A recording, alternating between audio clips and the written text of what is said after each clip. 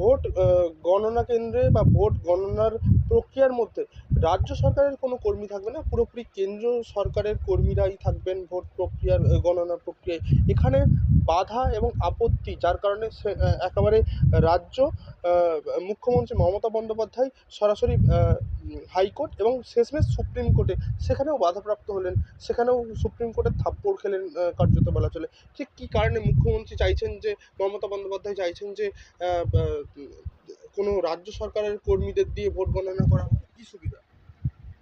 রাজ্য সরকারের কর্মী মানেই উনার মদতপুষ্ট লোকজন হবে, তারা উনার হয়ে কাজকর্ম করবেন। এই জন্যই উনার এত দৌড়াদৌড়ি, উনি সেটা নিয়ে এত উদ্গ্রীব বা উনার মাথা খারাপ হয়ে যাচ্ছে যে উনার লোকজন কেউ থাকছে না।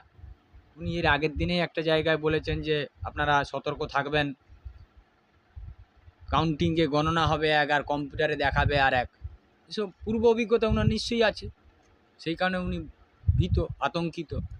সেই কারণে উনার মনে হচ্ছে যে এই চুরিগুলো তো আর উনি করতে পারবেন না, সেই কারণেই উনি দৌড়াদৌড়ি করছেন। মানে অতীতে কখনো কারচুপি মুখ্যমন্ত্রীর নির্দেশে বা চলেছে যার কারণে কি আমার মনে হচ্ছে তাই, উনার কথা শুনেই তো মনে হচ্ছে। না হলে একটা ব্যাপার হচ্ছে, যেই গণনা করুক, সেন্ট্রাল করুক আর রাজ্য করুক, আর আবারও বলছি যদি কেউ পাকিস্তানেরও এসে করে, তাতে গণনায় যা দেখা যাবে তার জন্য তো কাউন্টিং এজেন্ট আছে, কাউন্টিং এজেন্ট দেখে নেবে আমি কত পেয়েছি। তাতে রাজ্য সরকারের কর্মচারীকেই থাকতে হবে এমন কোথায় লেখা আছে? ভোট নেবে নির্বাচন কমিশনার, সে কাকে বসাবে সেটা তো তার অধিকারের ভেতরে পড়ে।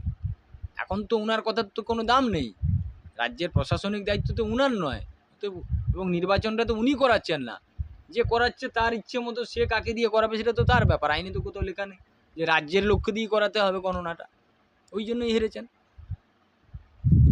মুখ্যমন্ত্রী আবার একটি বক্তব্যে এবং প্রেস কনফারেন্স করতে গিয়ে তিনি সরাসরি বলছেন যে আমরা 296-এর মধ্যে 300টি আসন পেতে চলেছি। একেবারে কোথাও আত্ম মধ্যেই একেবারে সরাসরি বলছেন যে যে আমরা 300 আসন পেতে চলেছি বিধানসভা নির্বাচনে বাংলায়। এটা পাগলের প্রলাপ ছাড়া কী বলবো।